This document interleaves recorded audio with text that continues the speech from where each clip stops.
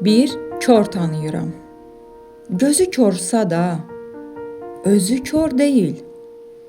Bəzən qəm odunda qovrulursa da, ağlına, hissinə o nankör deyil.